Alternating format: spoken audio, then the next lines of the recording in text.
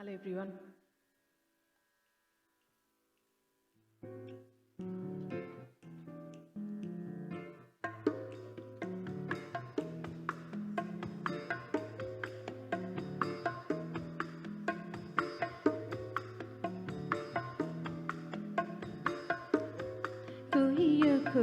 কইও রে ভ্রমর কৃষ্ণ রে বুঝাইয়া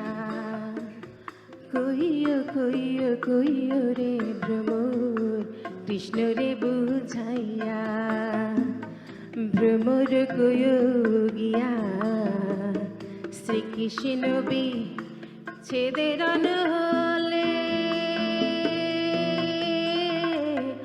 অঙ্গ যায় জ্বলিয়া রে ভ্রমর কইও গিয়া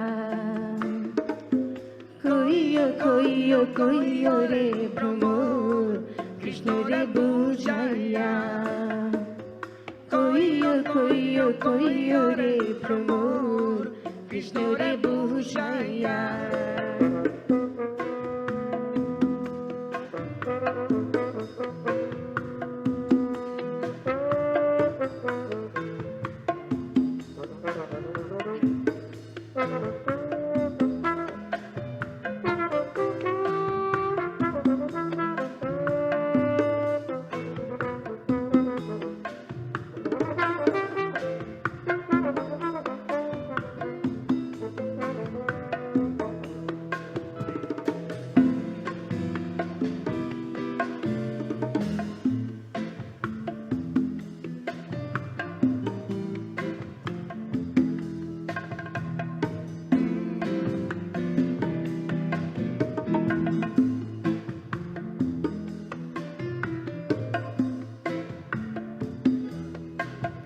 ভ্রমরে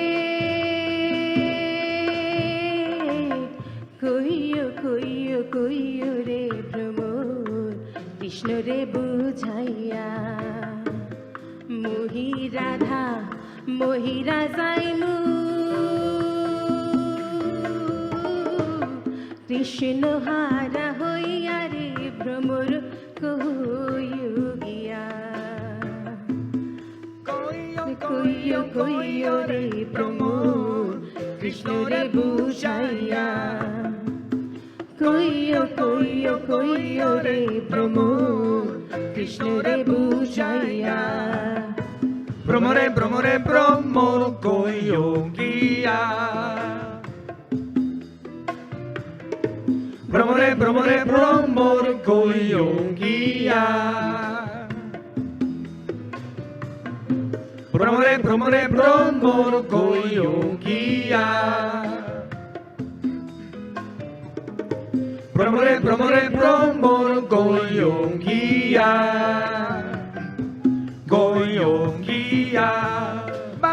vamos a ver coyo guía que te llevo a la orilla del río guía y vamos a pasarla muy bien tú coyo guía y a la mila y a la lepa coyo guía bromore bromor coyo guía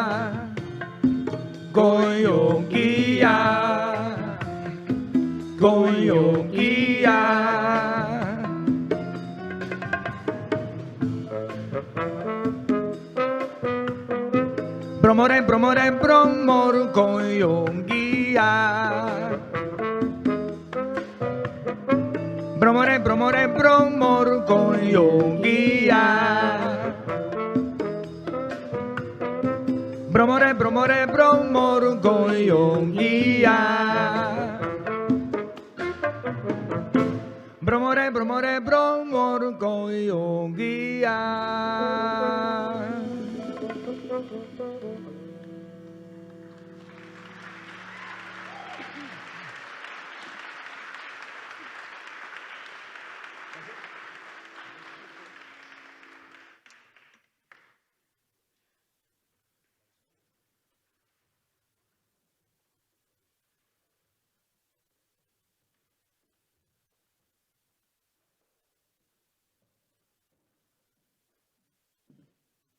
Well, a very good afternoon, if a slightly wet and drizzly one. Very much welcome to within Reach Water Secure World, the conference this afternoon that will be starting and going on until Friday. I think they're still in the room, but we will hear more from Loki Terra, the band that just played at the interval. But I'd like to say some words of welcome, particularly to our Honourable Minister and Cabinet Secretary, distinguished guests, ladies and gentlemen, and also to the many students, sixth form students that are here, the sort of younger element in the crowd that you may have noticed. We're very much welcoming you from the Oxford schools in the vicinity to come and join us this afternoon. My name is Rob Hope, and I direct the REACH programme with Professor Katrina Charles that you'll meet in a second. So we're very excited to see you here. We're hoping to blend the interdisciplinary fusion of music that you've just heard, which is Bengali folk, African rumba, and various other beats with some interdisciplinary science. Hopefully our melodies are as enticing as the music. We shall see as the afternoon progresses. So what I would like to do is, at this point, invite the Vice-Chancellor of the University of Oxford, Professor Irene Tracey, to say some opening remarks. We're very grateful for you being here, so if you could welcome the Vice-Chancellor, please.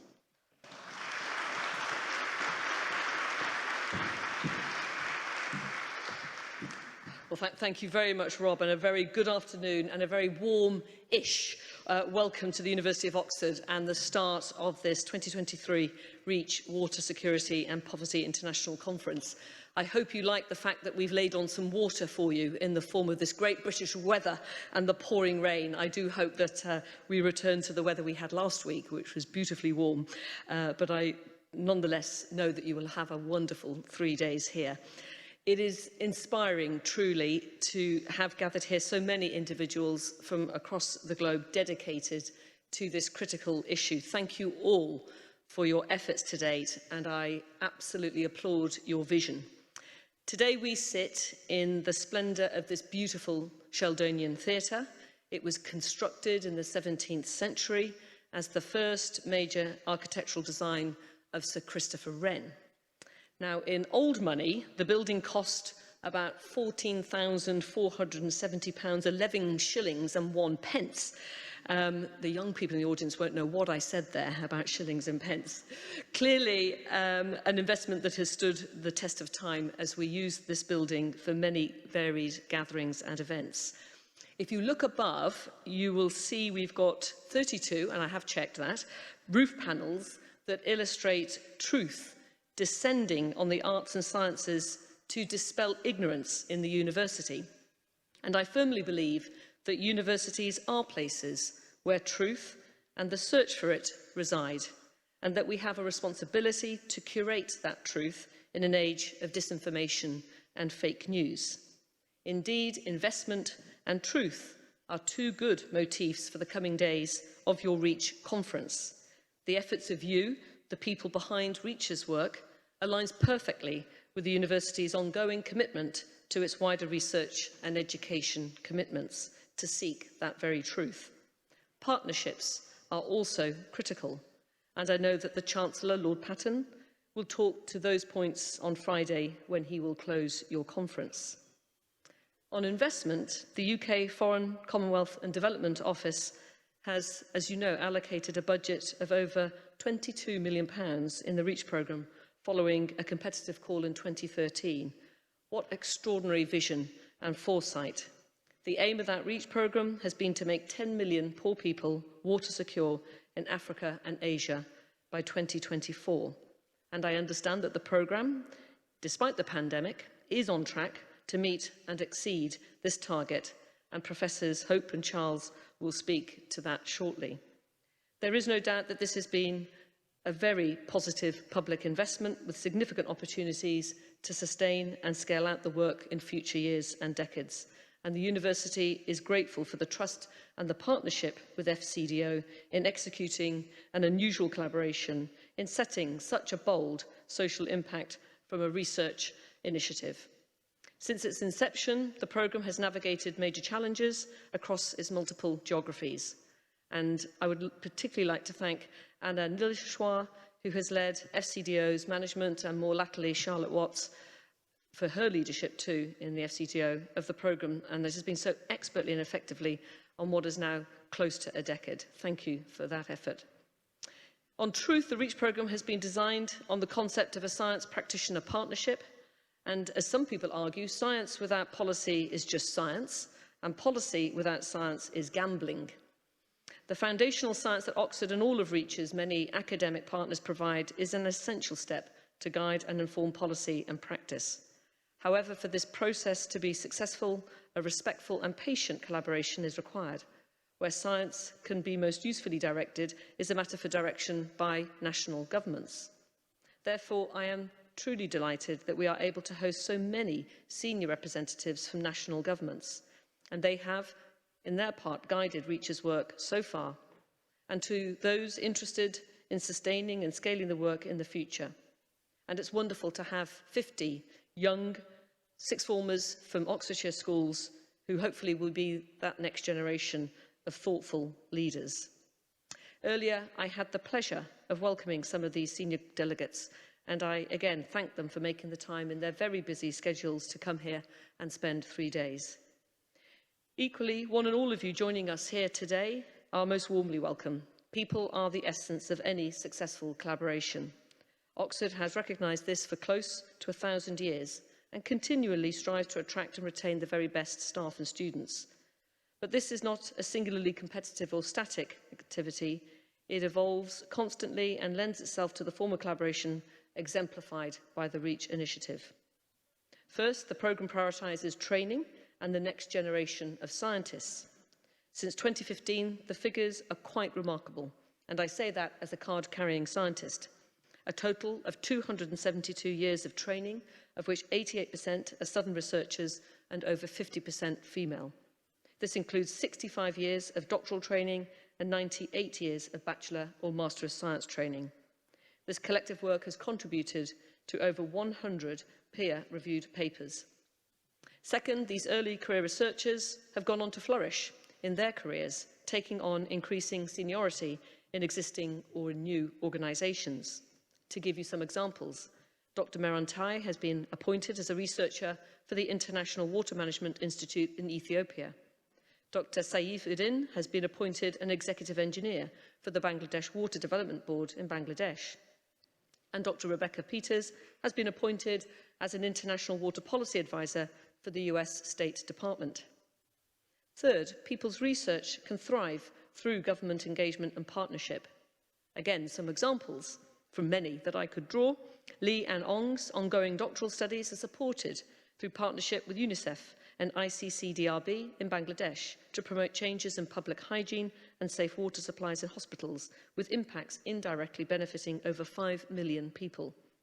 Dr. Callum Munday's research on understanding rainfall variability in East Africa has advanced through co-led with the University of Nairobi students and staff, along with the Kenya Meteorological Department, and we will hear more of this climate work in the following session. And Dr. Florence Tanui's doctoral research on groundwater in the arid and semi-arid lands of Kenya has been supported by county and national government to conserve and protect critical areas for recharge. Finally, career pathways need the environment, space and support to flourish. Programmes like REACH create positive multipliers as the long-term work directed to a clearly valuable social outcome provides a financial and research framework for student, early career researchers and senior academics to flourish. The impact created can be magnified through wider partnerships and leverage. And in an example, REACH has been able to leverage over 80 million of funds since its inception. It's absolutely staggering. So value for money matters in any public investment, and I'm excited to see how the following days' discussions shape the future scale of impacts in the years to come. The university recognises its role in sustaining this work, and we are delighted to showcase a new exhibit at the Natural History Museum this evening as just one public contribution for this work. Existing and new collaborations are advancing with partners in Bangladesh, Ethiopia, India and Kenya, which we will learn more of over the coming days. Congratulations on all you have achieved to date. I wish you all a most productive and enjoyable conference, and thank you for being here.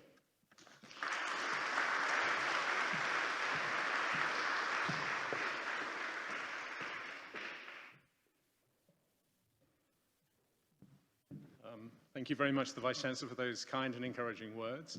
As she mentioned, the REACH programme has been funded by the UK FCDO since 2015, and I'm delighted to say that Professor Charlotte Watts, who's the Chief Scientific Advisor and Director of the Research and Evidence Division in FCDO, is here to provide some reflections as well. Thank you. So thank you and good afternoon. It's really lovely to be here. Last time I was here actually was a long time ago getting my degree, so it feels quite a strange thing to be back much older and probably not much wiser. Yeah, I'm really delighted to be here at the final REACH conference.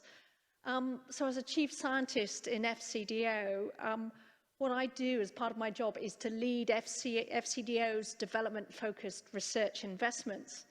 And in all of those investments, what we're seeking to do is to bring that magic combination of brilliant researchers, implementers, program leaders, great thinkers, innovators, together to say, how do we generate the evidence that we can use to really support countries to path their own development progress? And to me, that's REACH is a shining example of that types of combinations, and when you bring that together and set clear outcomes that you want to achieve, that is really about generating evidence to drive development progress, what you can achieve. And so, yeah, just delighted to be here. I was here at the launch when I heard about all of the ambitions that the consortium had, and it's lovely to see so just how much you've delivered and that you still have ambitions ahead. If I think back to 8 years ago and where we are now, it seems that that was a time of optimism. You know, since then, it really feels like the world has spun faster and in very many different directions and thrown up issues that we just hadn't really appreciated, and in terms of how profound they are. If you think about COVID, the immensity and breadth of the climate crisis and the implications that I think we are really experiencing now and digesting, global conflicts and instability, I think have all contributed to making development progress far, far harder, and that there's significant recognition that the headwinds are growing, if anything. And if we look at women, men and children in the most precarious positions around the world, sadly, probably for many, their situations are worse now than they were 8 years ago. When we look at those range of challenges that the world faces, if we look forward, that water security comes out as a central issue. And so for me, I feel very proud that 8 years ago we kicked off this investment, knowing it was important, but maybe not really appreciating just how so important it is. And it's wonderful that this work has been going, and it's adapted and responded and still continued to achieve many things, even in the challenges of COVID and the lockdowns and the restrictions. That meant really about bringing all of the collaborators together in person. I'm in Oxford for a couple of meetings linked to a range of our investments. So last night I was at the launch of a new consortium that Oxford, the Vice-Chancellor Centre, is leading on delivering quality education at scale with an ambition of delivering learning outcomes for tens of millions of children. And I'm quite like the sort of thinking about those challenges looking forward around delivering education, and now being here at REACH and thinking and learning more from the results that you've achieved, because clearly the connections are really, really clear and very strong. A school can't function properly without water. Without safe drinking water, services in schools can't function. There's increased disease risk and morbidity is increased. If there's morbidity or illness, attendance decreases. If it's reduced, attendance increases. And things like children being able to access school meals, which obviously require water, are all part of how do you deliver education outcomes. Factors such as menstrual hygiene clearly are also key issues in keeping girls in school, which is one of the important genders that FCDO, as part of our development strategy, very, very much cares about. And clearly, without effective education, a range of opportunities in the future don't open up to individuals. And we know that educated people drive countries' development. And again, that link to water and access to water is central.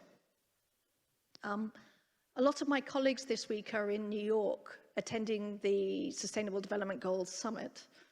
And there we know that we're badly off track. When you look at the indicators and countries where we're off track, the poorest countries are most off track. Many indicators are in reversal, particularly for the poorest countries. Unfortunately, if we think about the SDG target for water, sanitation and hygiene in schools, we're off track and current progress needs to increase. We need to move 3 times faster to meet the targets on sanitation and 5 times faster for hygiene.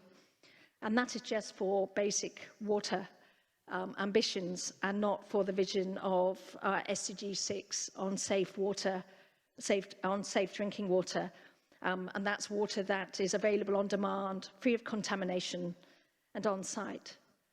But what REACH's findings give us is a glimmer of hope that things can be done. REACH's work in Bangladesh and Kenya has shown that it's possible to reliably improve quality of water and address and remove bacterial and chemical contaminants in relatively effectively if you use professional service providers who can be incentivized by results-based financing. So that's money that is paid if you really deliver on the outcome that you are seeking to achieve. And in Kenya's Kitui County, REACH estimated that 1/3 of schools were spending over $100,000 per year on vended water during dry periods when rainwater shortage was causing problems of water access. That's a phenomenal amount of money, and clearly many primary schools could not afford that vended water. But again, REACH's work has shown that this is a problem that can be addressed. So during the COVID period, safe water and soap was provided in rural Kenya clinics at a cost of less than $1 per person per year. And in Bangladesh, the government is co-investing in safe drinking water in coastal schools and healthcare facilities based on the results of the Safe Pani pilot. And again, the cost is less than $1 per child per year. So this is just showing how you can provide safe water in an affordable way that delivers great value for money. Clearly, the lessons from this can be applied in many other contexts, and I know there are a lot of discussions about how to take initiatives like this forward. One of the things I'm really pleased about in REACH's work is how strongly gender features across the breadth of activities, with a gender strategy to promote equality in all aspects of water security. So this includes participation of women, men and children in policy and research engagement, to just transforming equality in water management in a range of areas from cities to rivers, basins and rural villages to service providers, and to understand how gender and status affect individual water security. This program has generated many outputs, which is, again is fantastic, and we just heard some of the phenomenal aspects in terms of publications. For me, it's not only those publications, but what are the insights that we get from that evidence, that knowledge that it's generated. So, for example, the longitudinal research in Bangladesh, Ethiopia and Kenya with individuals and households has helped to really unpick the inter-household water allocation processes and what factors influence decision-making. And clearly, understanding that detail and that nuance is important to guide future policy interventions and to help point to where funding needs to be channeled to address the significant and enduring inequalities that commonly occur in access to water, but often are not documented. So finally, I'd like to conclude by welcoming the programme's exit strategy published at the start of the year. It charts the opportunities to scale up and scale out the programme in future years. And it includes major contributions to understanding rainfall dynamics and climate risk in East Africa, in partnership with the Kenya Met Department and the University of Nairobi. The opportunities to advance the work on safe drinking water in rural clinics and schools, which I know we're going to hear more about shortly. And of course, the essential and continued effort to understand and address gendered water inequalities. So on behalf of FCDO, I want to thank the University of Oxford, the governments of Bangladesh, Ethiopia and Kenya, the many other partners and all involved for their collaborative work and the outcomes that they've achieved in improving water security for over 7 million poor people as of now. And I know the ambition is to keep that number growing. I really look forward to learning the outcomes of the conference discussion, and I can see there are many synergies with FCDO's wider work in priority areas such as broader aspects of development, education, health, climate, and gender inequality. And I commit here to really trying to feed some of the insights from this programme into those wider agendas within FCDO. So thank you, and really looking forward to the discussions ahead.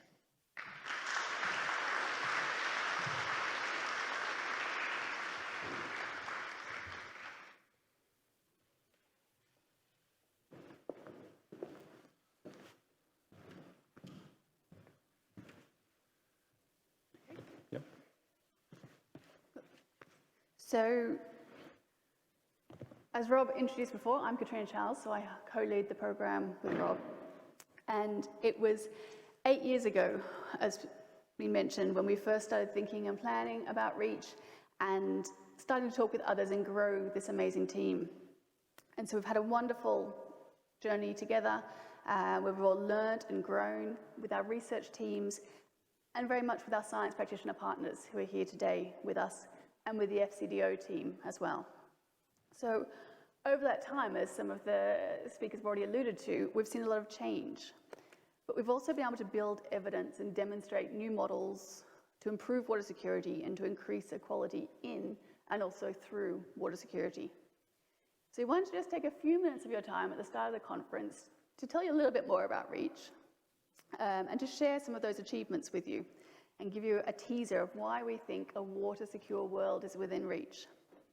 And this is what we want to use the next few days for, is to work with all of you to see how we can use this knowledge to advance progress towards a water-secure world. Before we get into some of those examples, we do want to say a few thank yous. So firstly, thank you to FCDO for their support for the programme and also their partnership to deliver it. It's great to see so many of you here and joining us for this week. We want to thank UNICEF and our partners in government from Bangladesh, Ethiopia and Kenya, who have also come to join us, and to thank them for all their time and energy in developing the partnerships and guiding the research over these years. We're proud of our academic work and the 100 papers that have been mentioned, but we're more proud of the fact to be able to make this impact and make a real impact on people's lives in terms of water security. And we wouldn't have been able to do that without them. That's been so core to what we've done within REACH. And lastly, we want to recognise the huge team of researchers and support staff that are here today, and many more who have joined the programme at various points and who haven't been able to join us. So this is our last big event for the programme. We are starting our close down process. We have our exit strategy, as has been mentioned. And so this is the last time we're all going to be together. So that's a real pleasure to be able to welcome you here in Oxford for this last event. Okay. Thanks, Katrina. I just wanted to sort of say a couple of words around water security. I don't want to turn into Chris Whitty, but maybe by magic, there we go. Thank you. So water security has transformed as an emerging concept, say from about 20 years ago, to almost a defining challenge now, whether it's globally or locally. And if you look forward to the COP28 in Doha in November, it's now much more part of the agenda than it has been in previous. It's been a slow process, but it's becoming increasingly recognized that as carbon is the mitigation challenge, water is the adaptation challenge. And you can see this being discussed in the G20 last week in India, that global leaders are starting to recognize that these challenges are more and more pressing. And you only have to look at the newspapers to look at, the rocketing temperatures everywhere, the destructive floods, unprecedented droughts, and increasing pollution. It's become far more in the public conscience than it ever has been. And it's not as simple. I mean, there's a refrain, too much, too little, too dirty, that people talk about water security. But it's more about these sort of these trade-offs and risks between these elements, and also the frequency, the severity, and the impact that they have in different areas, and the unpredictability of those, which we'll hear more about in the climate session following the break.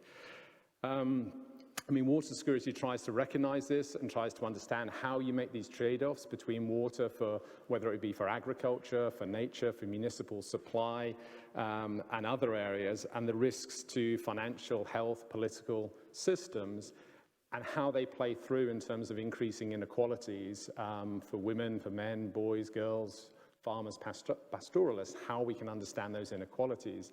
And this has been the primary focus of the REACH program, to understand those inequalities, the most vulnerable, the most deprived, and how we can take action to improve those outcomes.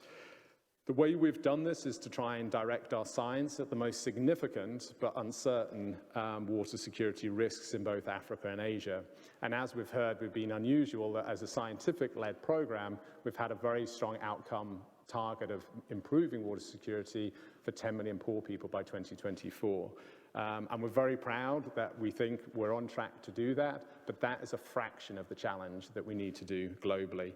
And this is why we're very excited to see many other colleagues and initiatives in the room. REACH is never going to solve these things on our own, but with the people in the room here from the institutions that are doing extraordinarily good work in this space, it's a huge opportunity to collaborate, to discuss, to define what happens next. And I think this is what we're hoping by Friday afternoon, that we'll have more clarity in terms of defining these issues and charting the agenda going forward for not tens of millions of people, but hundreds of millions of people. So across the program, one of the core parts of REACH has been the focus on inequalities and on vulnerabilities. And as is in the title of the program, this included wealth inequalities, thinking about the poor in the areas we're working. And the poorest often face the greatest climate risks, have the least water security, with the potential for floods and droughts to leave lasting impacts on their health, well-being, and on their opportunities. But wealth is not the only factor, and of course, as Charlotte has already mentioned, gender is a really important part of that as well. Women and men experience water insecurity differently, even in the same household. They have different roles in terms of looking after water security. The lack of water security reduces life opportunities for girls. They can't attend school, they may be busy fetching water, and also we know that when there are extreme events, they're much more likely to face child marriage as well.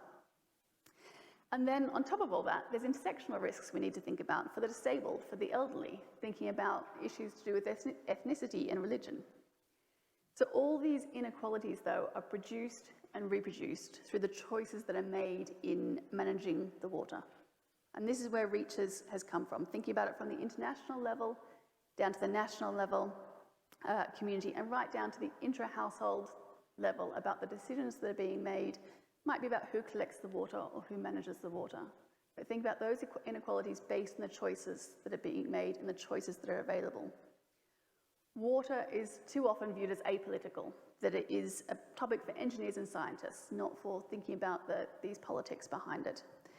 In REACH, we've sought to understand the decisions that are being taken, but also what choices did people have when they made those decisions? Did they really have a range of choices, or were they very constrained? Tonight, you'll get a sneak preview of the museum exhibition we've been developing with Oxford's Museum of Natural History.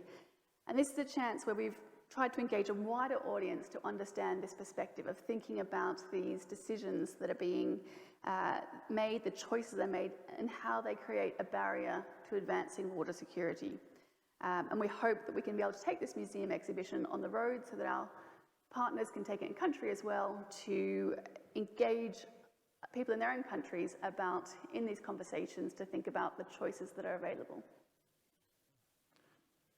So we'd like to illustrate 4 examples drawn from our Reach as well. So you'll see behind me a very colourful wheel which sort of picks up some of the key themes and topics that the program's been looking at. And these are called Stories of Change, and there'll be various publications that are available if you choose to look at them. They've been motivated and delivered through what we call science practitioner partnerships with multiple institutes, many of whom are here today, from governments, UNICEF, private sector and social enterprises, where we've been looking how we can use science to define where and how we work. And the scale, which I think is going to be something that we'll discuss in many of the sessions, we believe is inherently local. Water security is a global challenge, but the way this plays out in particular locations is inherently local, whether that's in a river basin or a city, whether it's inside a village or, as Katrina's discussed, within a household itself. So the idea has been to inform or reform existing policy, practice and investments to try and get increased benefits for the poorest people. So we'll now just walk through 4 of these examples. So firstly, on climate resilience, after the break we're going to hear more from our climate scientists about the amazing science. What we wanted to focus on here is the capacity that's been built to use that science, to share that information. So in Ethiopia's Awash Basin, we've been examining knowledge networks that facilitate climate information flows, identifying bottlenecks in sharing and using climate information. We need water managers to be able to access information that they can use so that they're making decisions based on that data. So there's a lot of desire to build local technical skill, but that data isn't always available to the people who need it. So we had a big program on capacity building in Ethiopia, targeting skills training for forecasters at the Ethiopia Meteorological Institute, with practitioners in the Ministry of Water and Energy, and with researchers and graduate students who are the next generation of local research leaders and practitioners. So building capacity was seen as a long-term process, not a one-off, not just a day of training, but a long-term process of continued engagement to help build those skills. And that also enabled it to build trust as well. So one of the outcomes, part of that, building that trust and building that capacity, was that a code was written for what the practitioners needed, that it was for use in a weather forecasting pilot project for the ministry to share 5-day forecasts from the Meteorological Institute to farms along the basin. And that helps to better manage the climate variability and make better choices about the water use. And that code is now able to support allocation beyond that basin, because the capacity has been built within that ministry to think about how to take this and take it to another basin and to help more people. So the next example comes from northwest Kenya, Turkana, where you have a rapidly growing municipality, Lodwar, that depends on this very strategic groundwater resource, the Lodwar alluvial aquifer system. So this is work that's been led by the University of Nairobi to try and understand the biophysical characteristics of the aquifer in terms of then providing a science-based approach for managing that aquifer system. So they've come up with an estimate that the aquifer holds over 1 billion cubic meters of water, with a sustainable abstraction of around 100 million cubic meters. And this scientific information gives the governor of Turkana, who's with us today, a much clearer basis in terms of designing conservation and protection plans to ensure that recharge into the aquifer from rainfall is protected, and it also ensures that the sustainable abstraction from the system for the multiple needs is managed within the limits. So this is a sort of clear example of how this could work, and the benefits will play through for many of the studies that are ongoing, looking at the inequalities that exist for people living in those areas that have extreme difficulties accessing water, or within households, people taking extreme measures to protect small amounts of water and allocating them for their household needs. So in Dhaka, like most cities, Dhaka faces river health issues from rapid economic growth and population growth as well. So pollution from heavy metals, from industrial effluents, is often concentrated in areas of the greatest social deprivation. The REACH team has developed a first system model of all of Dhaka's major rivers based on river water quality monitoring, to assess river quality risks and model policy options. And the findings are supporting the government's planned investments of what the team have told us is now up to $20 billion in infrastructure in the next 20 years to help address these risks and make a more equitable access to water security. The prioritisation and sequencing of treatment infrastructure has to balance multiple objectives and constraints. Collaboration with the Greater Dhaka Watershed Restoration Multi-Stakeholder Forum, chaired by the Local Government Division, is providing evidence to promote shared goals, including making investments benefit the people who need it most, particularly those disadvantaged groups who are living along those rivers, facing pollution as they go about their lives and livelihoods. Okay, and then if we move on, as we think of how we scale out the program, REACH has had a partnership with Uptime, which has been looking at results-based funding, which Professor Watts has mentioned. And this is a mechanism that we try and use a results-based contract to guarantee the reliability of drinking water services in difficult geographies, particularly rural areas. This work has been advancing, so the Uptime team now in 2023 has used results-based contracts in 12 countries. It will have advanced to 16 countries for 4.5 million people who pay some, but not all of the costs for the services delivered. And if you reflect on the sort of period and the geographies they're working in, this has been during the COVID period. It's been through periods of political instability, particularly in some of the countries such as Burkina Faso, Mali, and DRC. These professional service providers are still able to provide a high level of service through these sort of contracts. And it's something that we are advancing in a next phase of work. So partly with Katrina's leadership, we have developed a water quality metric that will come into these results-based contracts. So at the moment, the contracting formulas for reliability, it guarantees that if a water point, a hand pump or a pipe system fails, it's fixed within 3 days. The normal measure in many countries in Africa and Asia is weeks or months before it's fixed. So it's a huge social hardship for people that often generally falls on women and girls to sort out these problems. So we're very excited, and there'll be some discussion of this water quality metric and how this can be brought in. So we're moving forward to safe drinking water. And this is also informing some of the conversations we're now having with other governments. We've mentioned the government of Bangladesh, and we're talking to other governments in terms of how this type of thinking, the knowledge that we're getting from our longitudinal financial and operational data can help other governments think through how they might use these approaches, adapt them into their context in the future. And we'll hear more of that work in the coming days. And so the last one I wanted to highlight about why we think water security is within reach is the capacity that's been built over the course of the program of the 8 years. As the VC highlighted, one of our key aims and achievements has been building the next generation of water security leaders.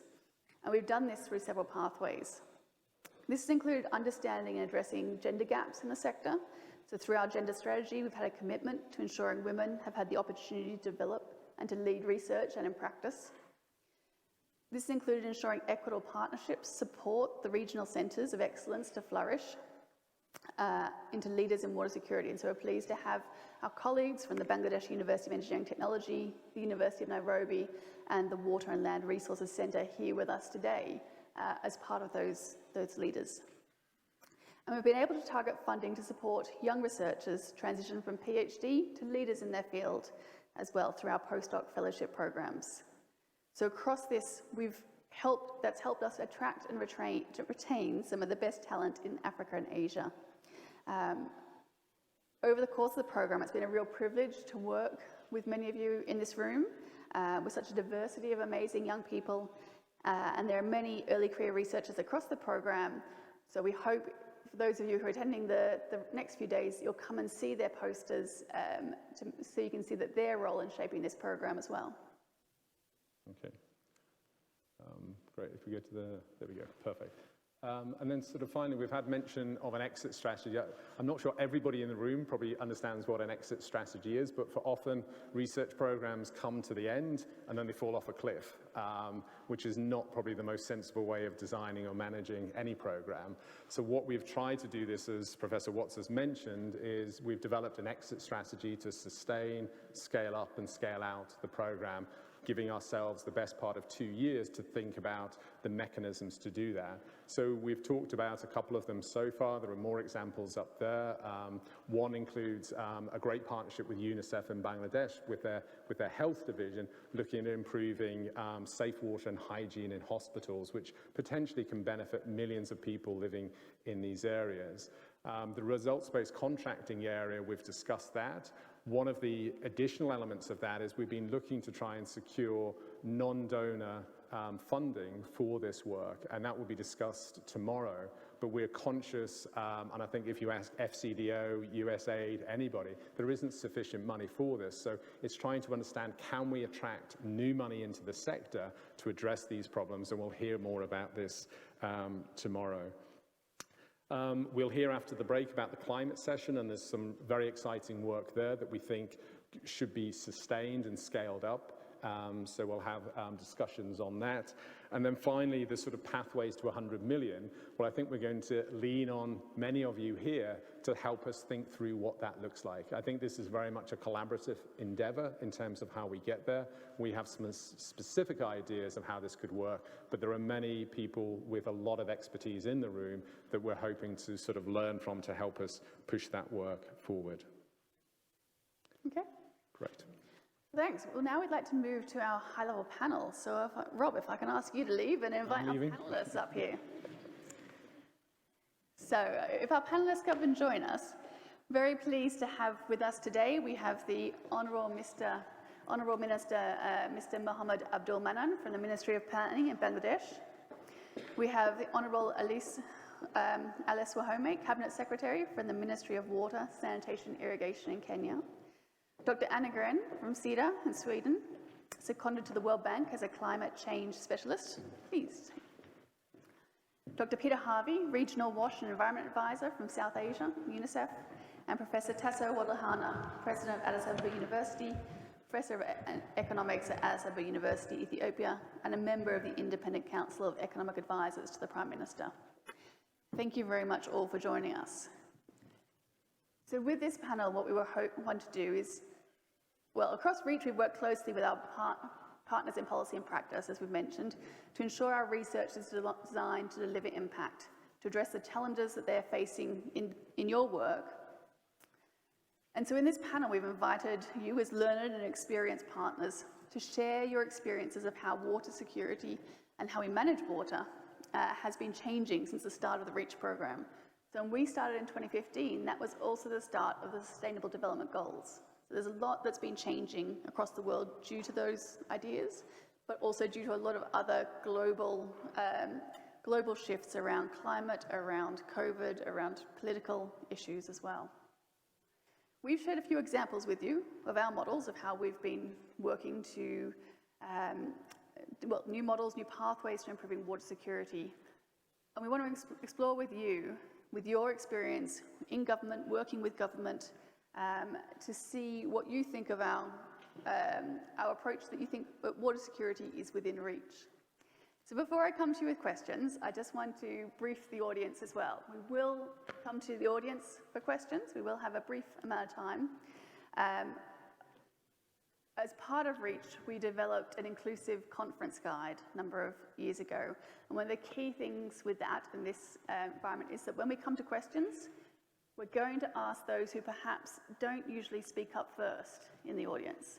So we have people with microphones who will go around, but they're going to wait until there are people who are less experienced, more women who want to ask a question before they start asking you. So if you're often a loud voice, maybe just sit back and wait a moment and give someone else a chance to ask a question first.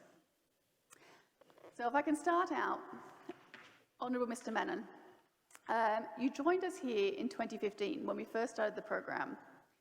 What have you seen change in terms of water security and the water security challenges you face in Bangladesh over that time? And how is science and policy helping you to address those challenges? No, you can speak from there. Yeah. Yeah, please. Okay. Thank you. Ladies and gentlemen, I thank Oxford University for this opportunity, Vice-Chancellor, Distinguished Vice-Chancellor, and others. Well, let me be honest about one thing. I'm not a water expert at all. I don't work directly with water in my country. But of course, having lived through rural Bangladesh and going up there, now in the government, I have some sense of what's happening in water sector. And you know, Bangladesh is, until yesterday, was a least developed country. We are just in the lower middle income group now for the last 2-3 years. Poverty is endemic in Bangladesh. As of today, about 20% people are globally recognized to be poor, less than $1 a day or $1.50 a day. Another 20% would be just about very near that level. So at any given moment, you could say that about 40 to 45% people are living within what is considered to be poor by global standards. And of the many phases of poverty, perhaps the most painful is one of water scarcity. That I can say because having born in the rural areas myself, I grew up in the villages where until about age 12 and 13. And since then, I have been working through the system. I was a junior bureaucrat working in the rural areas of Bangladesh where villagers live. 80% people in Bangladesh still live in the rural areas. And when I was a youngster, when I was a junior officer in my late 20s and early 30s, in the villages where I worked, almost 80% people had no access to what is known as to be clean, fresh water. Many would pick up water from the nearby ponds and the canals and the rivers, which is absolutely, by any standard, not very safe.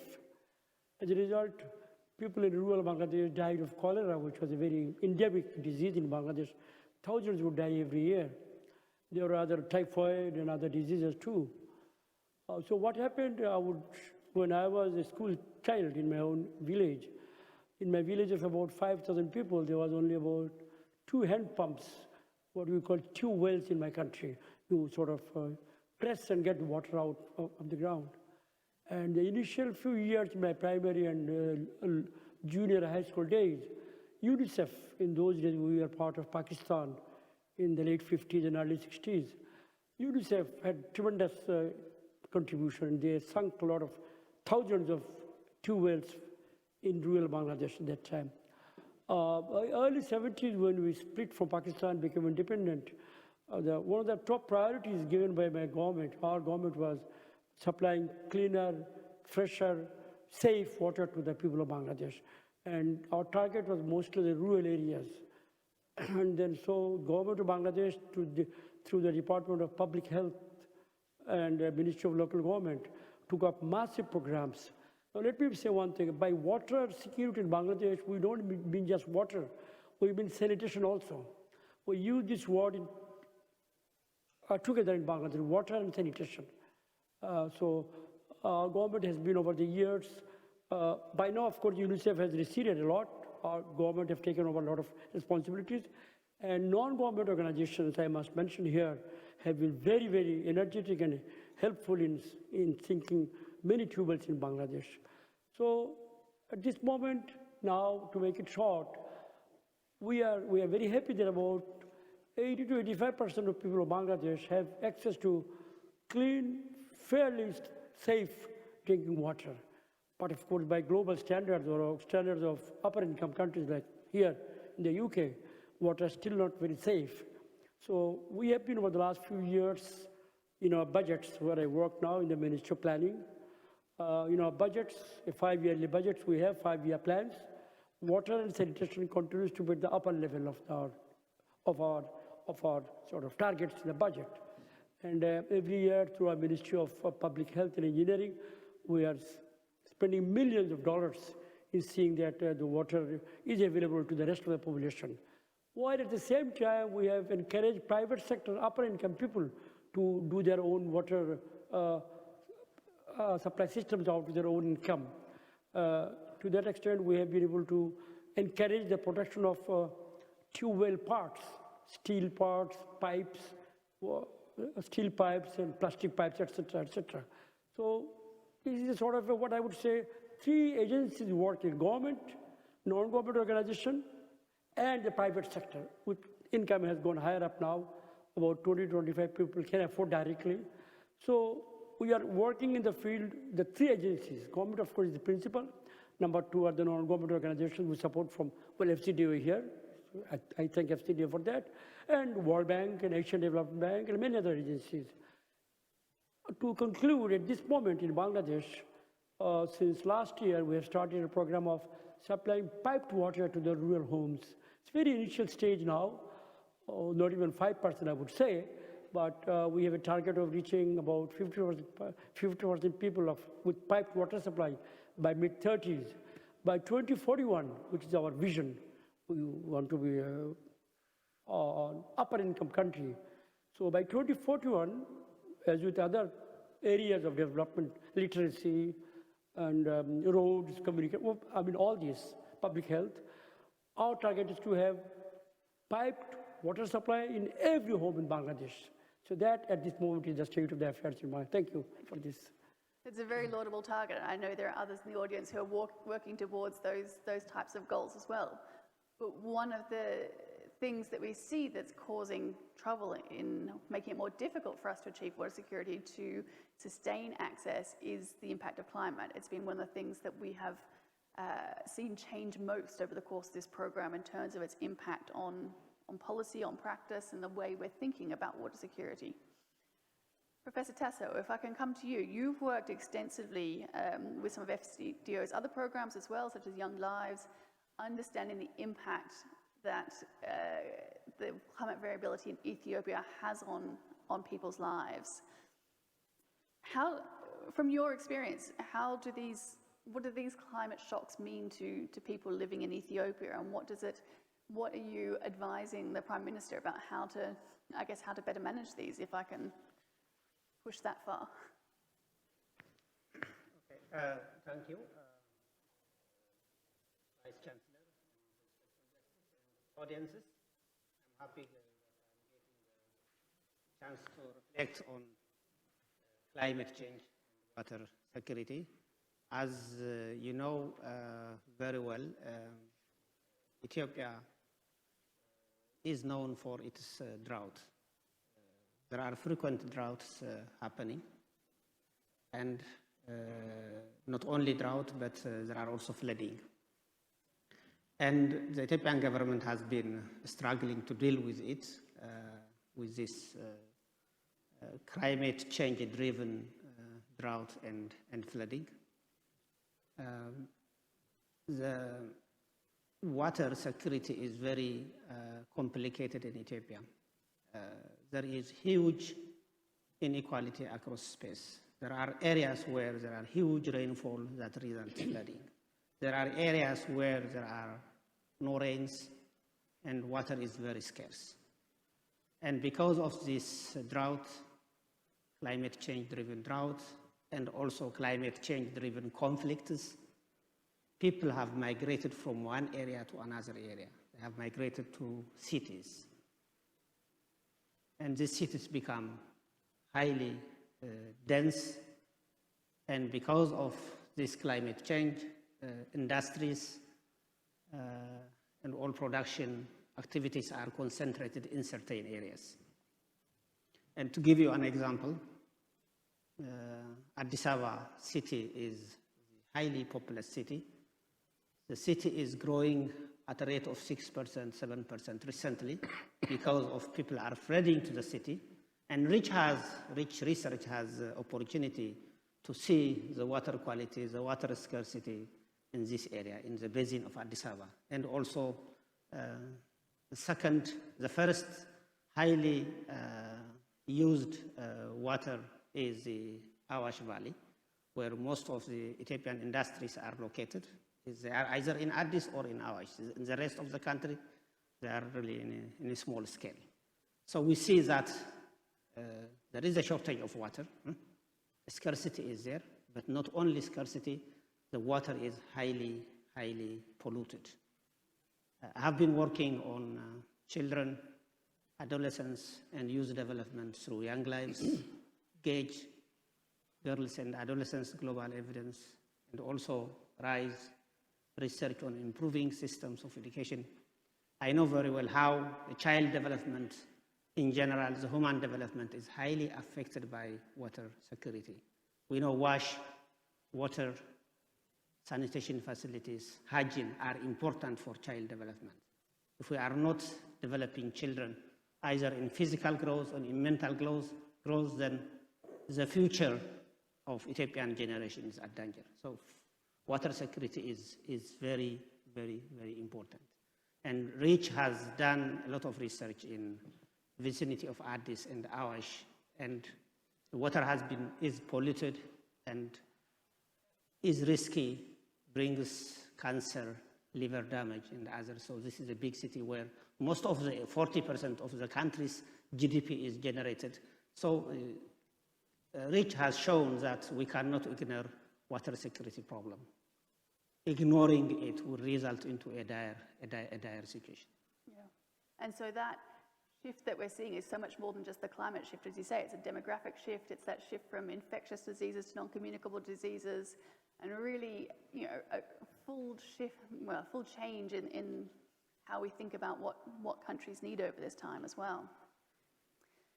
If I can turn to Honourable Alice Wahome, in our time working in Kenya, we've seen the impact of climate extremes. We've worked with our colleagues in Kenya and within your ministry over periods of widespread drought, over floods. These extremes and the uncertainty around them make it, as I said, increasingly difficult to ensure water security.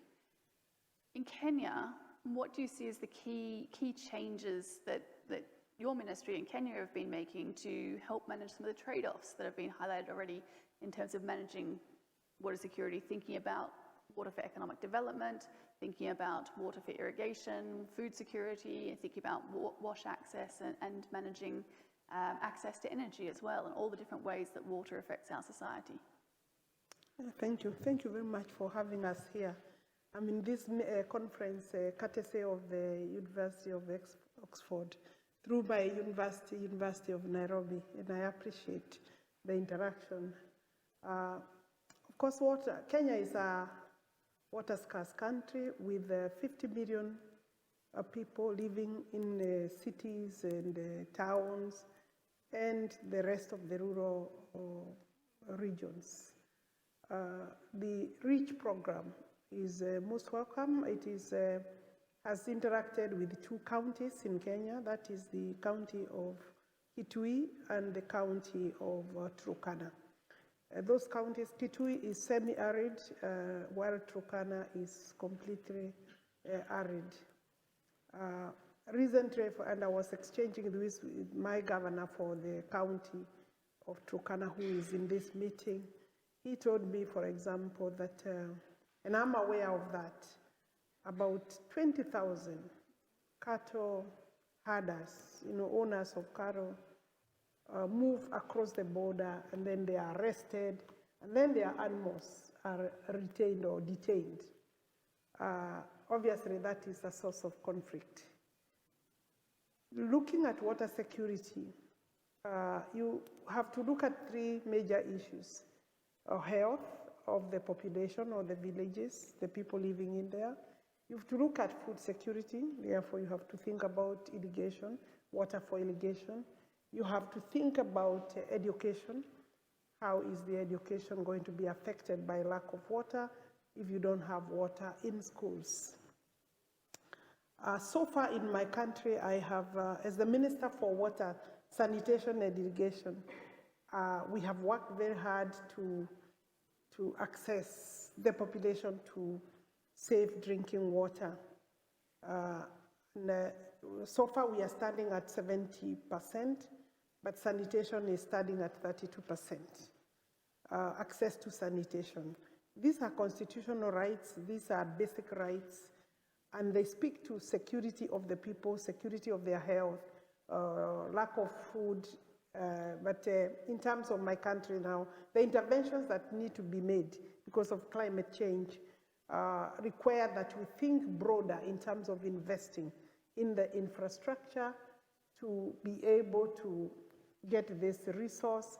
And then once you have the resource, because we still have some resource to think about, is how to manage it, how to use it, and then you are thinking about sustainability, how are the systems working, is water accessible and also affordable, because it may be accessible but not affordable. It means actually, if it's not affordable, it's not accessible. But how much water do we have? Where are the resources coming from? I think we have put on the PowerPoint the county of Turkana. That particular county, we don't have enough water. It is largely dry, but we have the aquifers, water aquifers that have, some of them have fresh water, others have water that is saline and therefore not safe for drinking. We have legal framework, we have a Water Act, we have policy in terms of management. I have national agencies to help me implement projects that are funded by both the government and partners. And when I interacted with your program, I was very excited to see the data that was collected, the research findings, and today I was asking them, how is the ownership of the data? How will we access this information? Because it will help us plan more, put in place policies to protect the water source from contamination and maybe from misuse. For example, that town of Turkana is actually sitting, part of the town is sitting on the aquifer. That means the aquifer is exposed in terms of contamination of the water. And therefore, even our planning in terms of sewerage and sanitation is important so that then we can protect the water. So in other words, I think you need a lot of funding. Climate change is here with us. It has caused a lot of devastating effects. Flooding, when it comes, when the rains comes like now, we are threatened with El Nino. You need water storage. You need to regulate the flows. That means you need huge infrastructure to be able to build reservoirs for the water when the rains come. And therefore, I believe that the findings, this interaction will possibly open us into a conversation that will help us maybe learn from other countries what they have done when the floods come, what they have done when they don't have enough resources to manage the little water resource that we have. Thank you. Thank you.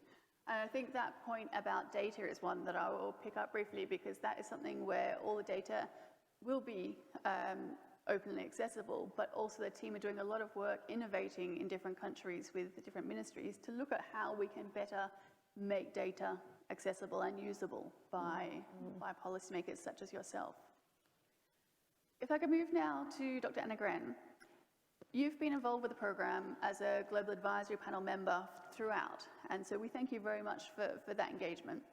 And in that time, your own career has shifted from a focus more on water towards a focus on climate. With your experience across those sectors of water and climate, where do you think water should be positioned in the coming months as we go into COP28? Rob's already highlighted this and the importance of this for the water sector. How, as a sector, do you think we should be thinking about our engagement between water and climate, and when should we stay in our silos? Great, thank you so much, Katrina. And let me just start by saying that I'm truly honored to be here at Oxford and also in this panel with this distinguished guests and all of you here.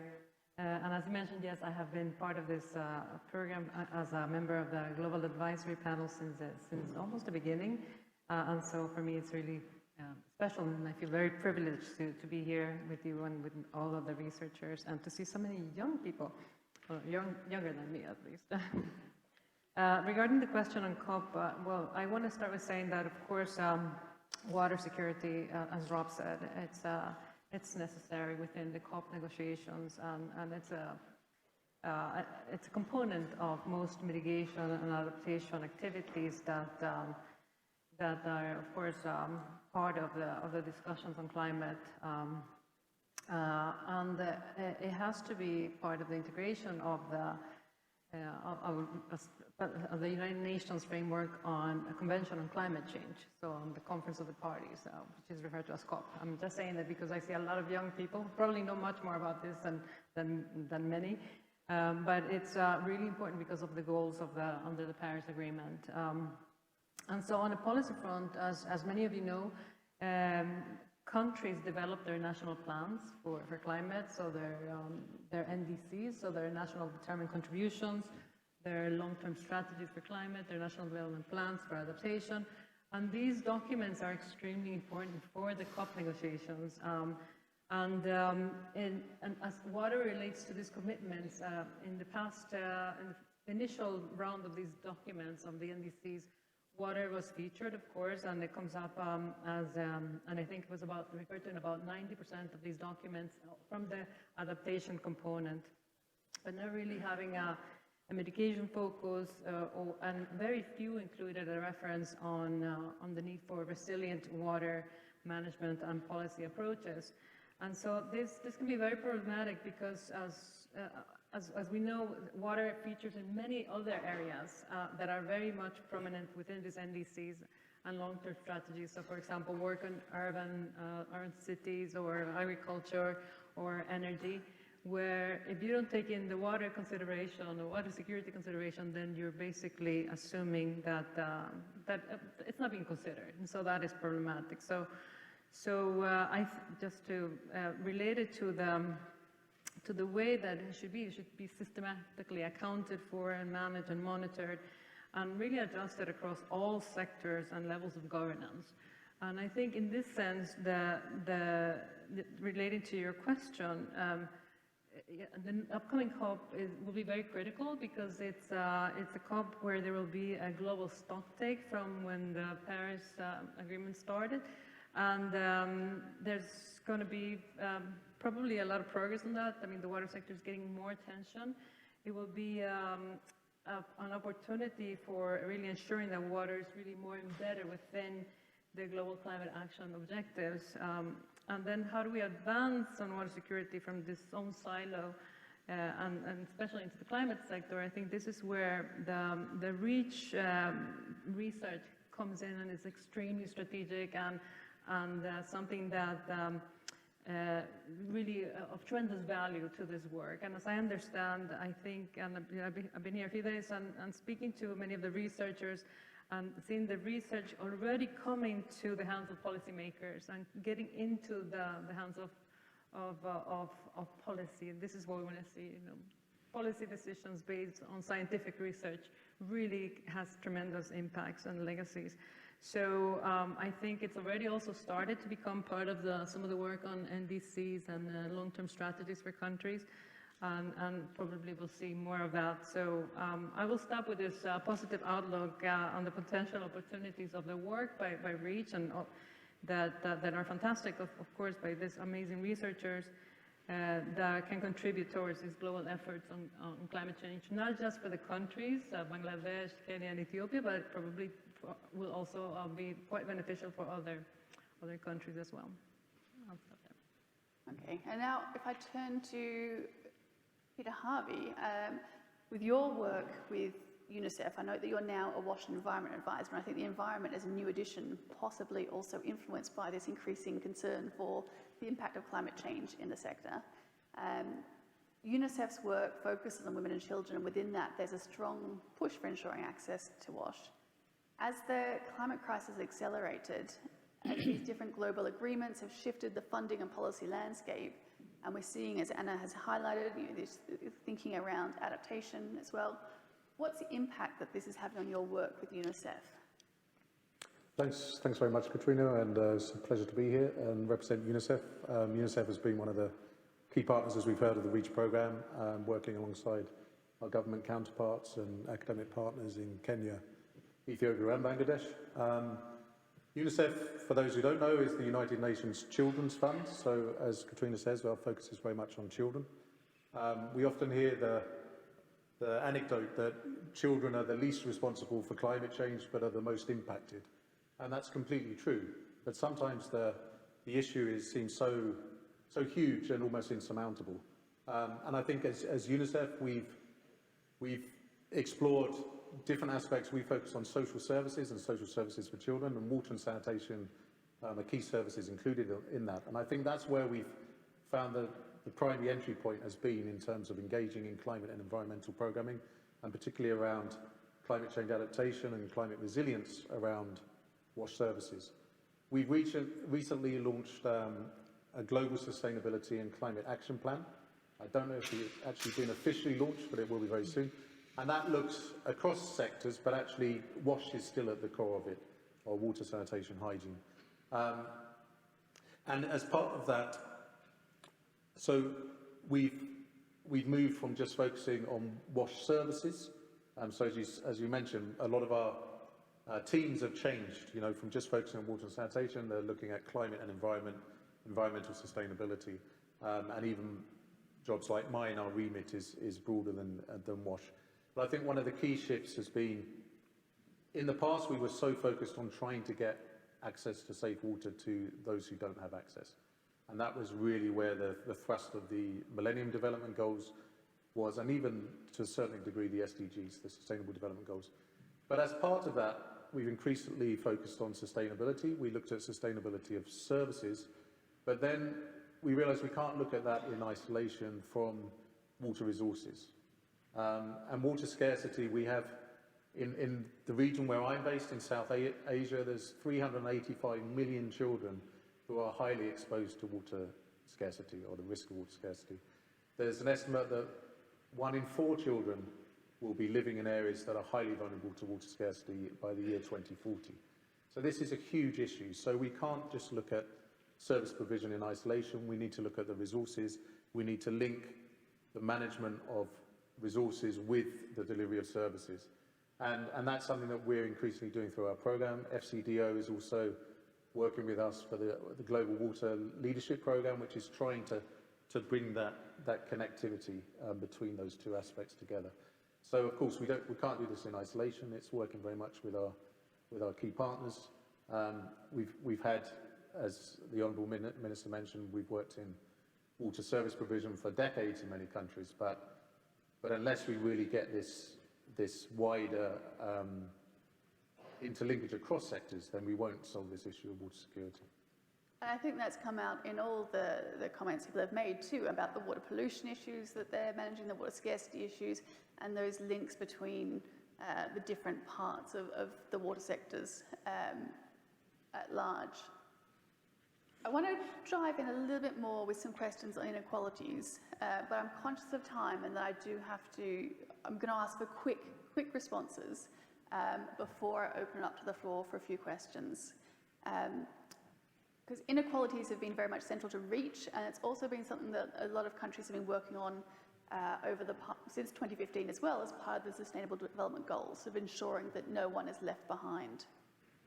So, Honourable Mr. Mannan, in Bangladesh, what are some of the ways in which your work in the ministry has been thinking about how to make sure that you're leaving no one behind, that you're really reaching those most marginalised populations?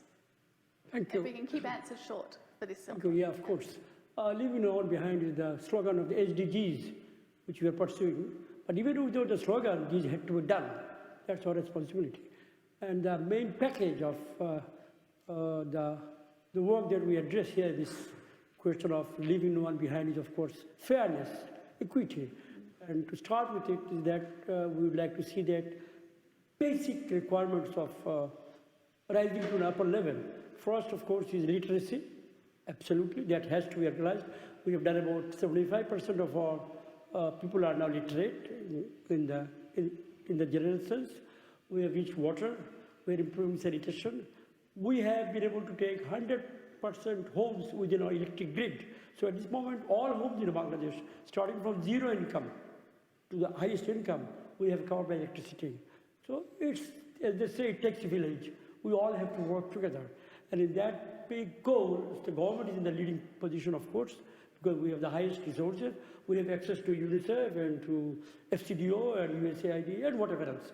So all of us together in the government, and a very vibrant, very big, directly supported non-government organizations in Bangladesh. They prosper they do very great work. And of course, private sector, which is now more visible, they have higher income.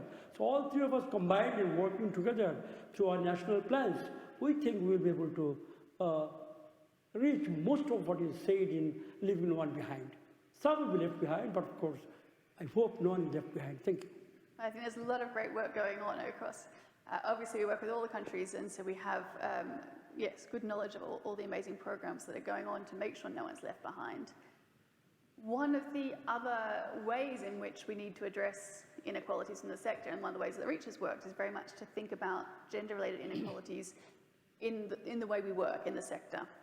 So Anna, if I can come back to you in terms of, I know this is an area that you've worked on. There's been some great examples of progress in thinking about gender equality in the sector. What have been some of the great advances you've seen in the sector for water security and the opportunities for progress in the coming years? Thank you, Katrina. I think this question needs half an hour at least, but I'll be really brief and just say that, I mean, related to the REACH program, I think it's really been fantastic that from the very beginning we've had this very specific focus. It's a very complex area to bring into a very technical, loaded type of program. It's not impossible, of course, but just as experiences on some achievements, I'll actually mention in the water sector is the work with, for example, water utilities. This is a program that Sweden, and along with about a number of donors, I think FCDO was involved at some point as well, in supporting a focus on training of women in water utilities. And you might think about it's marginal, but it actually has created tremendous opportunities for training more women, getting women into these professions, and really having an impact on the people on the ground. But let me just reflect a little bit very quickly on how important the work they've done in terms of really trying to bring in more of the research, the gender components within the research. So not just within a number of men or women in a research program, but also integrating the dimensions of social inclusion and gender equality within the research questions. And please continue to do that. I know it's very difficult, but also, expanding access to education and training and opportunities for women in science and STEM careers is extremely important. I know that Oxford is very open to this, and many other universities, so highly relevant for the water sector as well. And also in terms of investments, there's a real need also to increase support to gender responsive water projects and to have that dimension. Because it all ties up also to how many resources you can have for this. So please continue to apply a gender lens, not only in the academia and the research, but also, of course, within the different organizations and ministries. There's much more needed, and hopefully at the next COP we'll see more women's representation also, because it's also something that we see very keenly within the climate sector. Yeah. Stop there. And it's great what you mentioned previously about the support that women's leadership is now seeing in the climate sector as well, and hopefully the water sector can also follow that more and advance women's leadership in the sector. Due to time, I'm going to turn to the audience now and ask a few questions. So get your questions ready.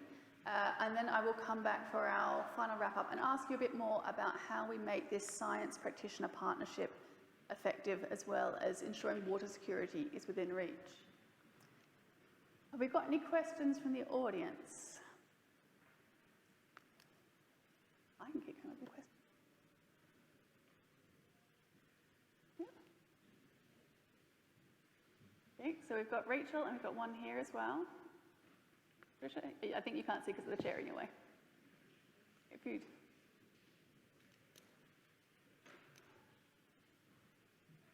Yep, down the front. We have gender balance in our questions. We've got two. Is there a third one we can take as well? We're going to take a few all at one go, so our panellists have an option of which ones to answer.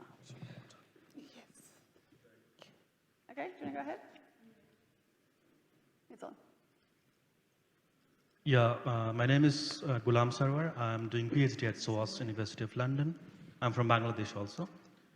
Thank you, Mr. Minister, for your remarks and presentation. So my question will be, Bangladesh is obviously one of the worst victims of climate change and is at probably the 7th position in terms of climate risk and challenges. And water security is obviously closely interlinked with the climate crisis and devising climate action. My question is to how REACH is addressing the justice dimension related to climate, particularly since, as you see, that Bangladesh is, obviously the victims of climate change, despite, contributed nothing to the causation of climate change. A meager contribution is in terms of emitting carbon emissions, but Bangladesh is suffering a lot. So without addressing the justice dimensions, and that ultimately lead to the technology transfer, science that you have addressed, the Vice-Chancellor has addressed.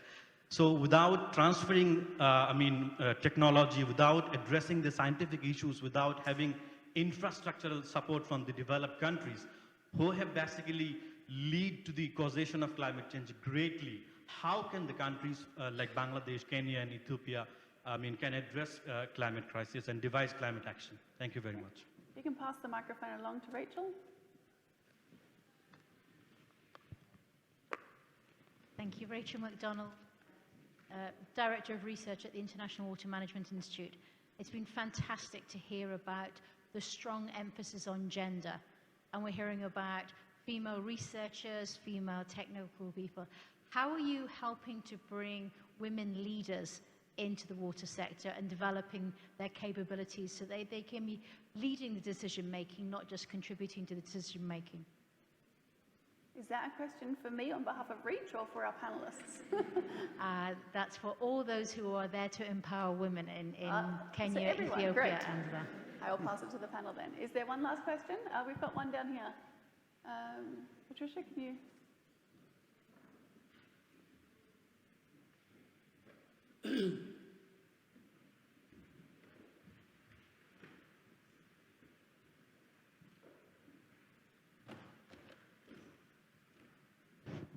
Okay, first of all, I would like to thank you so much, really, Rich, for working on this critical area, especially for the countries who are sitting here, represented here. And my question is, in fact, to the panels, especially for government representative. By the way, I'm Marta Salomon from Ethiopia, working for British Embassy as lead WASH advisor. So my question is especially for Kenya, Ethiopia, and Bangladesh. We have heard earlier from REACH directors, the approach have been using especially in addressing this water security issue, where particularly I'm interested in the climate information and building the required skills, and also how you were building also the future water security leaders.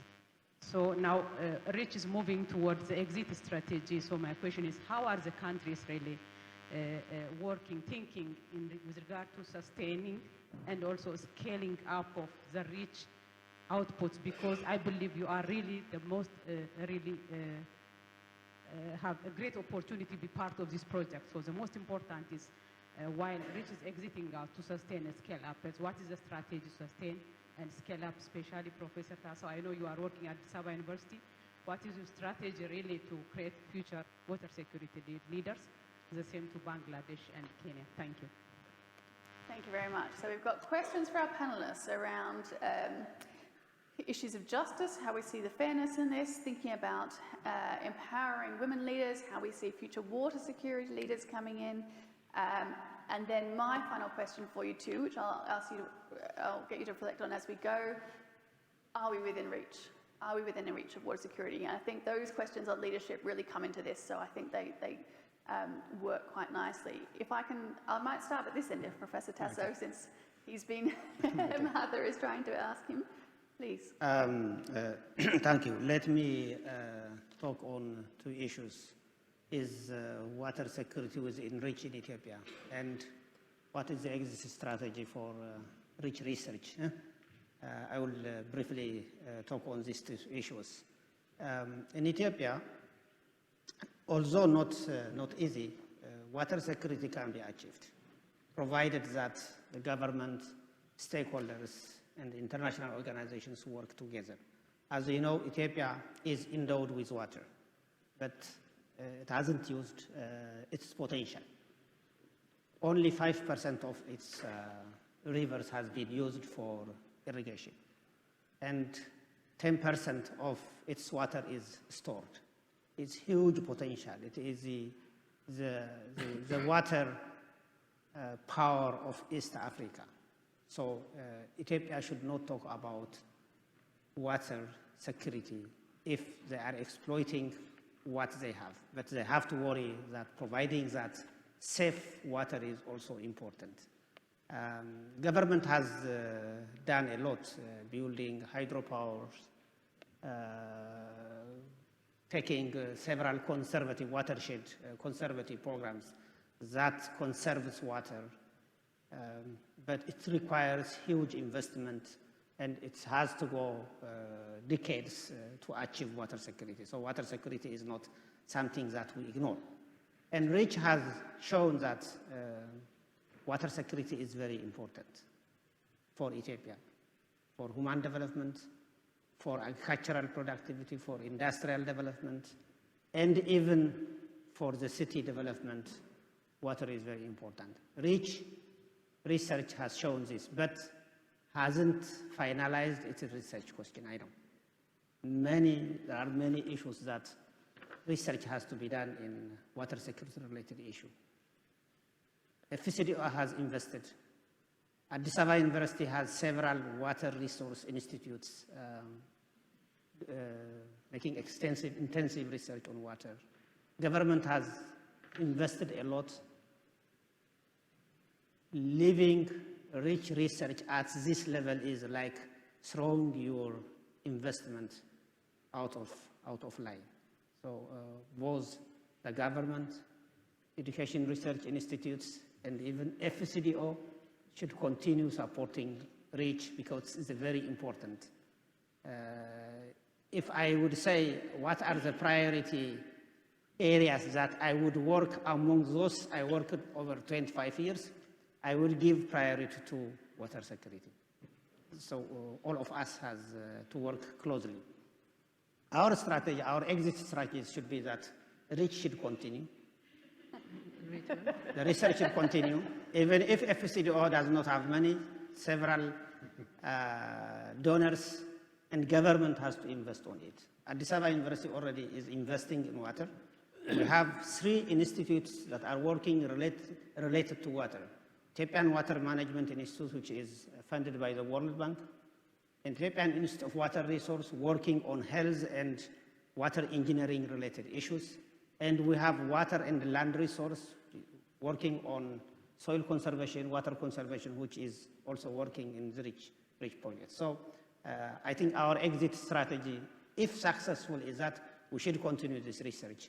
I think if we are not working on this research, then we are throwing all our investment, the previous investment we have made. I think there are a lot of different groups now investing in this area, and some of them will be coming over the course of the conference as well. Cabinet Secretary, Yes, please go to you.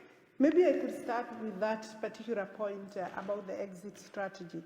I think the research findings must be put into use. Implementation of what they have found is key, and therefore it will require funding for implementation. I believe that for what I listened to before I came here in terms of findings is that the water catchment areas require restoration, and we also require to be careful about human settlement. So there is going to be awareness creation as to what then you do with the water catchment areas, whether you remove settlement, some settlement from the water catchment areas. I think those are some of the things that require to be done from the findings. I think there was also the case of the quality of water. There is a possibility of working on that so that you can improve the water quality. And then the use of that water. Women, the gender question here that is coming out for me is that women are the largest interactors, largest numbers that work with water. I don't know, I hope that is not a biased point of view, but I think women are in the kitchen, they are in the houses, in domestic water use, you will find that even in whatever entertainment industry, women require to be given skills. I think everybody requires the skills of efficient water use, but I think the decision making must point to addressing the inequality in terms of ensuring that women have the knowledge and skills of using the water, because most of the times they are also affected in more negative ways for purposes of security of water. In Africa, women walk for long distances. They get violated on the way when they come back or on their way to fetching water, walking 10 kilometers, children being put out of schools so that they can fetch water. I think these are areas that inequality require to be balanced, and therefore investment in Africa in terms of funding for the gaps that we have for water is needed. And therefore the case for carbon credits, carbon compensation for loss and damage, without putting blame, and for us in Kenya, we have agreed that we don't think that we need to lament about what has occurred. We need to address, and while addressing that, then we find that we have a law in, for example, ensuring that the catchment areas are restored, that we have available resources that can be developed further for purposes of water security. Aquifers can be recharged. From the findings, I think there was a case for recharging the aquifers. And I think maybe I don't want to say beyond that, but the protection requires also policy and legal frameworks and efficient institutions that will be able to put into into action. And these plans that And these are all the things we're hoping to pick up this week and look at how do we bring this research into use through legislation, through plans, through policies, through data sharing, regulations, as you said. Yeah. And enforcement, of course. Yeah. Of course. Peter. Maybe I'll touch on the women's leadership in the sector on that issue. I think UNICEF, obviously we have country offices across the world, across regions, and traditionally I think most of our recruits going into WASH tended to have an engineering background, and as a result we had more men because there were more men that were studying engineering across countries. That is changing. It's changing slowly, but it is changing. And we have a program in UNICEF called Women in WASH, which is really looking at opportunities to mentor and give greater capacity building opportunities for women, both to enter UNICEF, but also once they're within UNICEF to take on more senior leadership roles. So it's step by step, but it is changing, and certainly since I've been in UNICEF, that has changed significantly. The other thing which is very promising is that I'm based in South Asia, and when I visit government counterparts within the region, sometimes a country like Pakistan I was in recently, which you would think is quite conservative in terms of gender roles. In the Ministry of Climate Change, all the new recruits are female, and I think actually climate and environment is actually a good opportunity and entry point. We don't just need engineers, we need environmental scientists, and we need social economists and sociologists. You know, there's so many different aspects within the sector.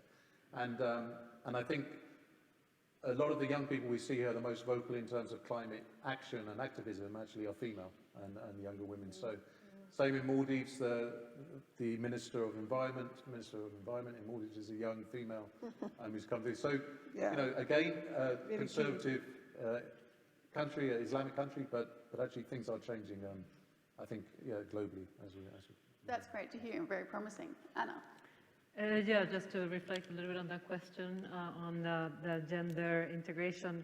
I think reflecting on the REACH program, I think it's great that you had from the very beginning developed a gender strategy, and that's very important to do that because it will give you the guidelines or the framework to continue to working on it. And I think that in terms of actually applying it, my experience has been working with development programs financed by SIDA, with the World Bank, with UNICEF, with a number of different organizations, is that you need to have financing. You need to have a budget, and you have to have allocations that would really push, I'm sorry to use the word, push the progress on gender inclusion to happen, because otherwise, in my experience, I've seen that, and this is over a number of years, that when programs lack funding, one of the first things that go out of the door or the window is some of the programming on gender inclusion, and having especially allocated budgets for that really do help. Just to promote a little bit of work, we recently published a World Bank report on integrating climate gender into climate action. It's the first report that the bank has produced on this sense. Do Google it and take a look at it, because it has, of course, much focus also on the water sector, a number of recommendations, but it's work that is starting to happen more and more. Yeah. Thank you very much. Mr. Mannan, if I can come to you for last reflections. Thank you very much. I pick up 3 words from the interventions here: women, gender, climate change, and technology. So very briefly, with regard to climate change, that's global. We can blame it. There are good reasons to blame, but it's a waste of time. We can't do much about it. So our strategy has been to, well, wait for funding from abroad, which was committed, but we know it may not come. Based on our experience until now, we have our own climate fund with already resources. And we have what is called a Delta plan, long-term plan for the next 40 years, with our own resources and hoping on borrowing from abroad. Delta plan addresses various soft parts of our economy: coastal areas, depressed riverine areas, what is called river banks, and the forest areas. So we have targeted specific programs for those areas. That's with regard to climate change. Women or gender, that's very well, we are fairly well known. Our women are up front already in our whole region, India, Pakistan, Sri Lanka, Bangladesh. Our women have made very straightforward, jumps up ahead. And with affirmative actions, politically, economically, socially, we are pushing it forward, not trying to be sort of revolutionary, but they are changing. We have more women at work than any of the countries in the neighborhood. And we hope this will build up and, change things. Last technology. Strange thing, with every development in technology or any spread of technology, it is the women who benefit most in the rural areas.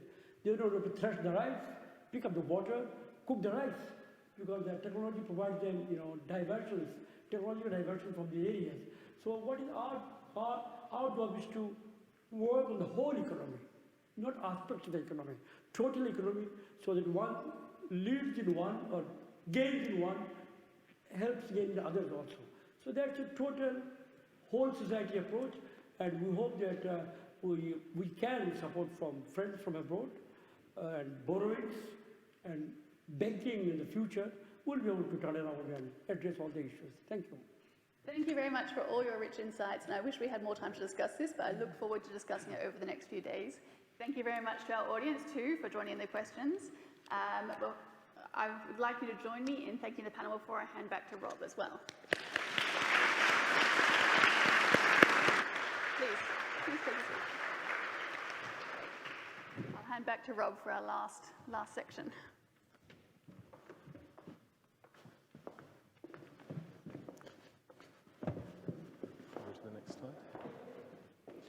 Right. I know this has been a long session, but we've just got one final intervention, a very short but very important talk by Mr. Abdul Chowdhury from Policy Support Branch of the Government of Bangladesh, and then we'll move into a break.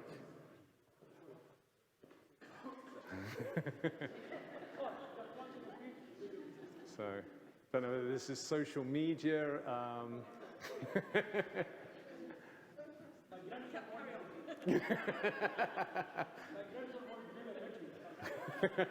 It is social media. There you go. Yeah. And we will post this picture publicly afterwards. So, Mr. Chowdhury, we invite you to take the floor, please.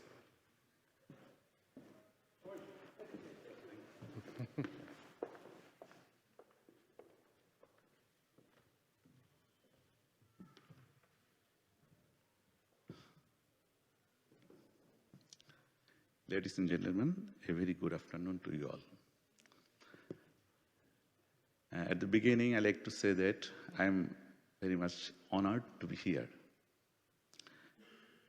And I'd like to extend my gratitude to the REACH program of Oxford University and also our development partners, that is FCDO, World Bank, UNICEF, for providing your support for having safe water in Bangladesh. I hope you will continue this support. We will work together.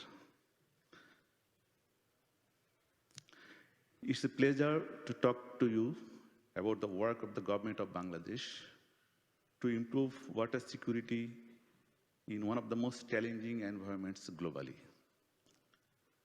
The responsibilities of the Local Government Division, Ministry of Local Government, Rural Development and Cooperatives are wide-ranging in delivering rural connectivity, urban primary health care, and many other services to over 160 million people living in Bangladesh.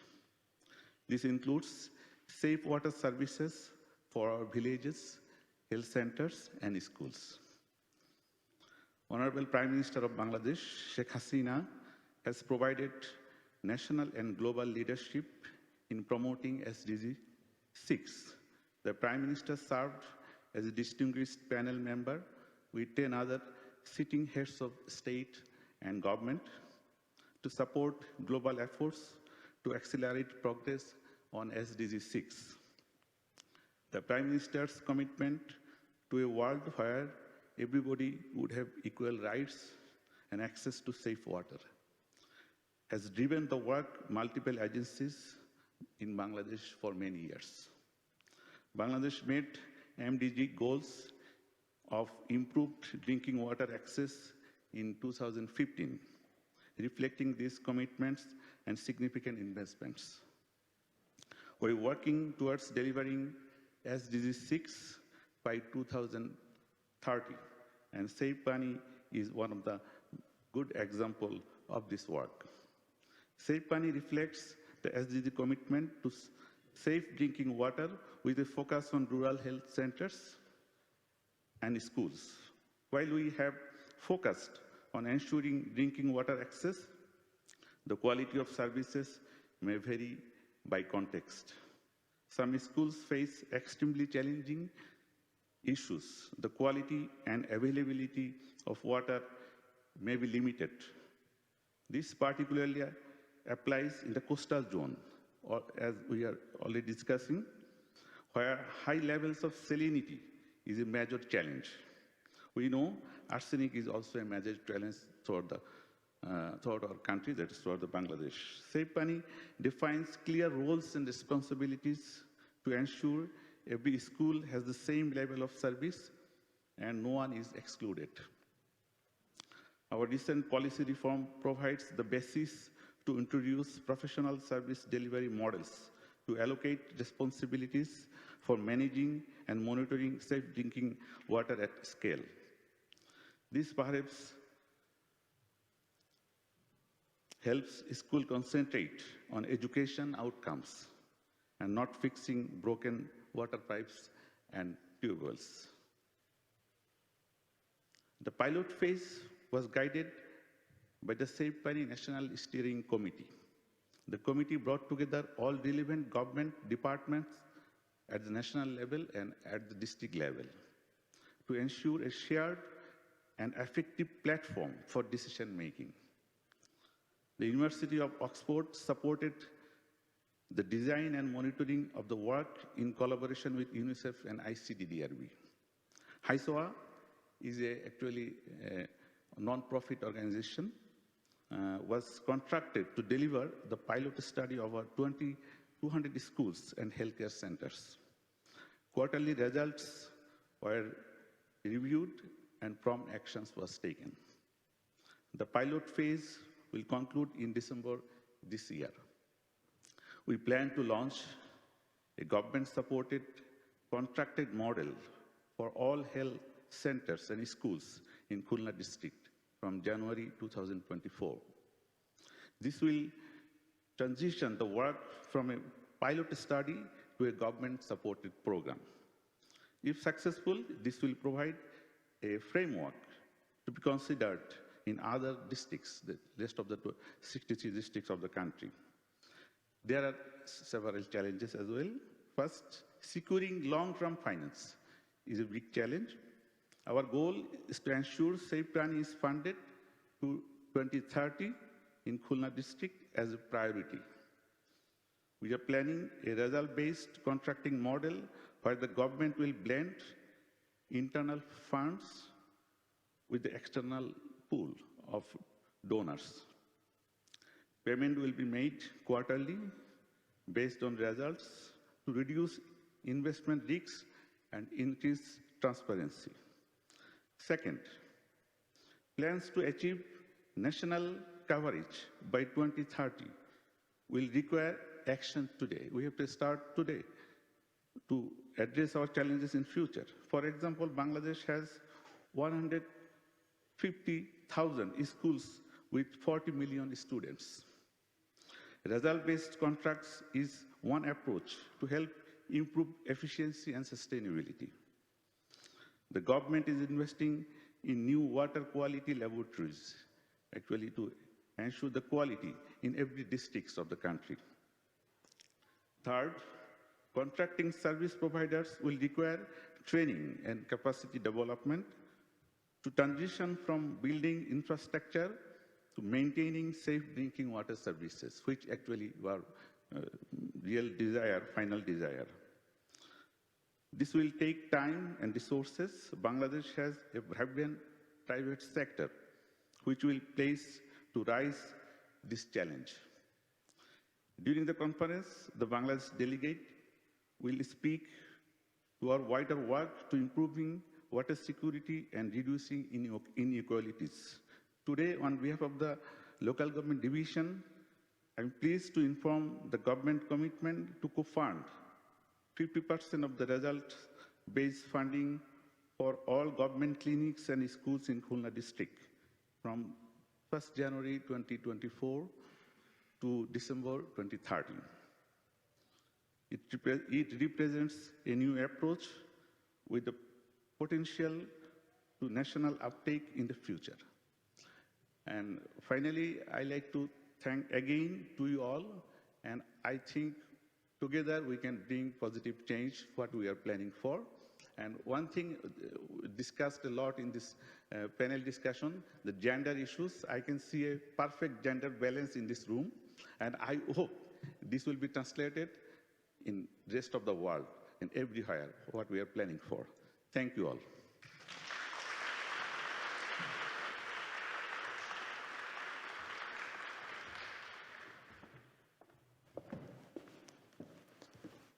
Okay.